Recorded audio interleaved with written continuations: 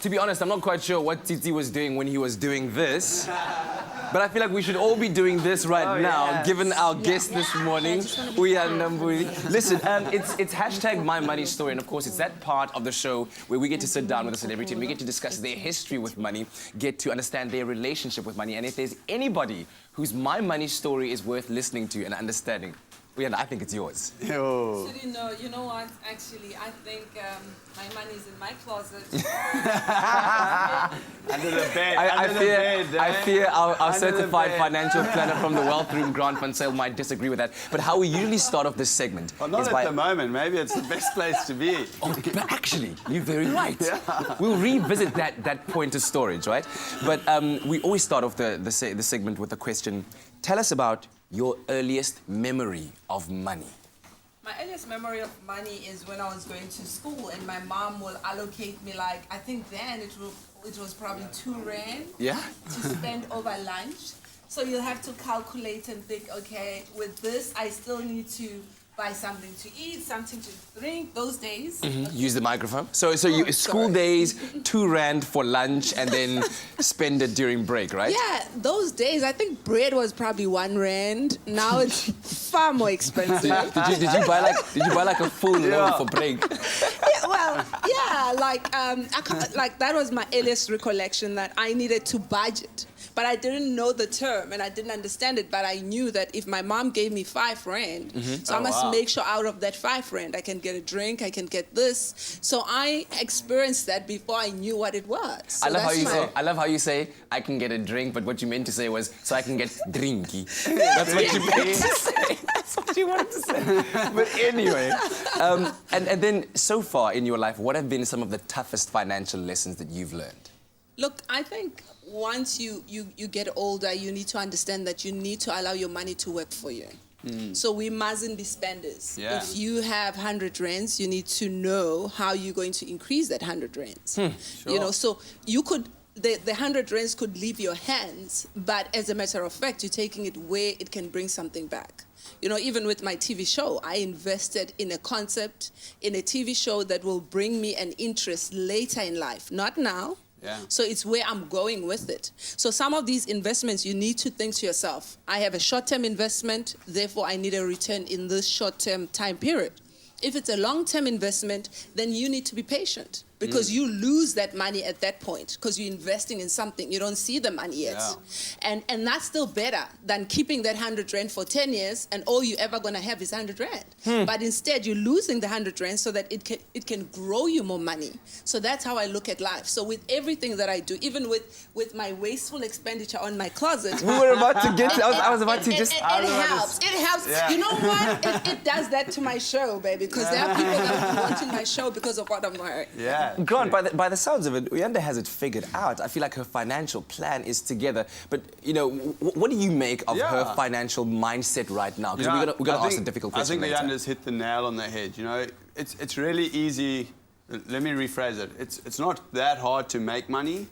It's the managing that money that becomes a difficult thing. You know, we've all made money, we've all lost money, but managing the money is the most important thing. And I think if you got the mindset of understanding that, you know, this 100 rand in a year's time is not going to be worth 100 rand, and you need to increase it to keep up with the costs of the living of today's times, then you're definitely in the money, you know?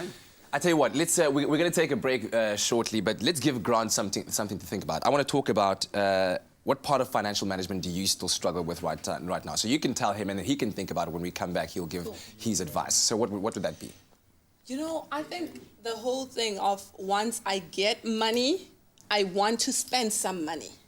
Like I spend before I save. You know I must save some of the money, but I know I have not reached a level where I'm thinking saving first. Okay. I'm still thinking spending first. Oh, wow. So how do I deal with that? Because I know it's like a mental approach issue. Sure. So I probably need to change my attitude to money.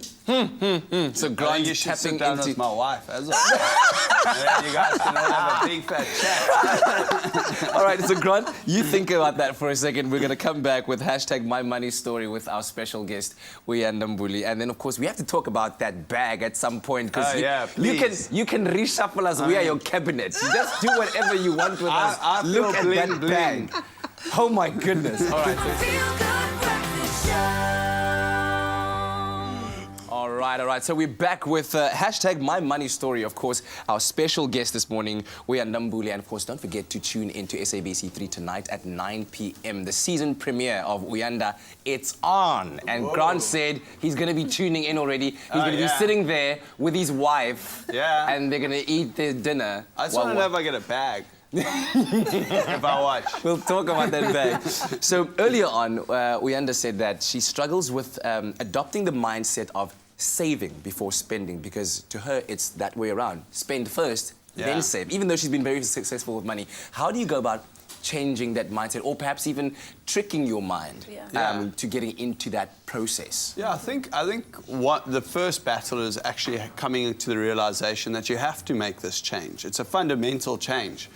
So, like anything in life, if you want to be extremely successful, you have to be disciplined, right?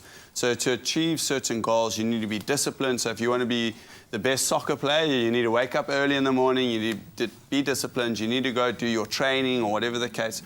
So the same thing with finance. If you want to do well with finance, and if you want your finances to be a success, we need to be disciplined with it, right? So what Kat and I have spoken about for the last year or 2 years is what we call a prioritized budget. So what you're wanting to do is you want to make sure that you've got your most prioritized things at the top of your expense list, and you work all your way down to the least prioritized thing. So if you ever get to a point where you actually can start cutting, or you need to start cutting off things, you can start from the bottom and work your way up. Yeah. That's quite an important thing. But I think a more important thing is actually just understanding that we're not living for today. We're living for the future, you know, and you want your finances to last a lot longer. So the problem that I find with most millennials that I deal with is we've got an instant gratification sort of mindset. We want what we want right now. Whereas if we understand that, you know, in the next 10 or 20 or 30 years' time, if we're still alive and if we're living a lot longer than what we were in the past, because the new age expectation has increased drastically, then you need your money to last a lot longer. So it starts changing the way you are spending your money, or way you will spend your money. Can we maybe touch on a practical tip? Perhaps saying that, like for instance, what I've started doing now, and I've been doing it for a couple of years now, but whenever I have a gig and the money comes in, before I even do anything with it, I've already decided that 70% of that money is out of my mind, out of my sight. It's going into investment, and I'll survive with whatever else is left that is here. Brilliant. So perhaps, you know, using that kind of mechanism, and I don't know if it results in you, let's say, getting a private banker. And, I do have one. You know, I think for me, it's like, I dream of so many things that I still need to spend money on. Well, you're a visionary, so that's the thing. Oh, and I'm a liker of things. So I still want so many things that I don't have. Sure. So when certain money comes in, the first thing I think is like, oh my God, it's been 5 years of me not having this. Can I just get it quickly? So I do want to get to where Kat is. Yeah, where I'm able to not see the 70%, because right now I see it and I get agitated. I could move it to like a fixed deposit account or something where I can access it in 60 days. Exactly. Maybe that would be a good approach. Gives you time. Because it gives you time. Like if you want it, you can't get it tomorrow. Yeah. You know. So maybe that's the relationship I need to discuss with my investment banker, that every money that comes in, a certain percentage must be taken to 3 months access or something. No, not 3 months. 12 months. To 2 years, 5 years.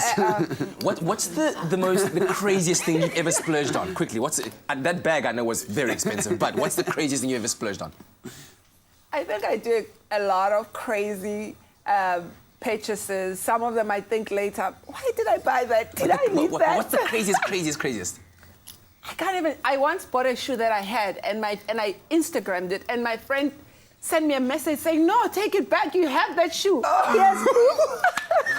No. When you know your collection is so lit, you don't even know what's in there. Yeah. Oh, wow. Shoes for days, hashtag shoes for days. Listen, thank you so much for sharing your money story with us. It's really enlightening, and especially to see it from somebody like you who is able to live the life. To know that you also have your struggles, and so we learn from it as well. And Grant, thank you so much for being here with us. We really do appreciate it. All right, stick around with your Feel Good Breakfast show. There'll be more to come.